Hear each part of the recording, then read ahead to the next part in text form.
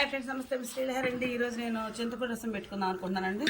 దానికి చింతపండు తీసుకున్నాను కాస్తంత, ఒక ఉల్లిపాయ, కొంచెం అల్లం, 4 వెల్లిపాయ గబ్బాలు, కాస్తంత కరివేపాకు, కొన్ని ఎండుమిరపకాయలు, వాటర్ తీసుకొచ్చాను కదండి. చింతపండుని వేసి నానేసేసుకోవాలండి. ఈ మిక్సీ జార్లో చక్కగా ఈ వెల్లుల్లిపాయలు, ఈ అల్లం వేసేసి, ఈ ఉల్లిపాయ ముక్కలు కోసేసి అందులో వేసేసుకొని పట్టేసుకొని చక్కగా తాలింపు పెట్టుకుంటే చాలా సూపర్ ఉంటుందండి. తాలింపు పెట్టుకుని చూపిస్తానండి.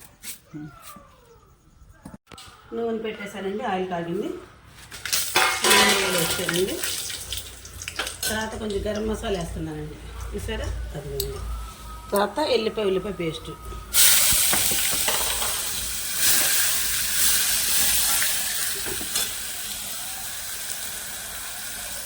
కొంచెం పసుపు, తగినంత కలుపుతాం. లాస్ట్గా కరివేపాకు వేస్తాను, నాకు మాడిపోతుంది.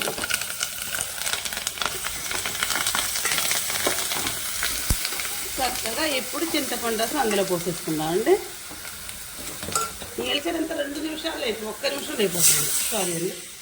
అది చక్కగా ఉల్లిపాయ, అల్లం ముక్క, గరం మసాలా, కరివేపాకు, ఎండుమిరపకాయ నేను చదివిపెట్టినండి. మీకు నచ్చితే నేను పెట్టే విధానం నాకు ఒక లైక్ చేయండి. Please subscribe.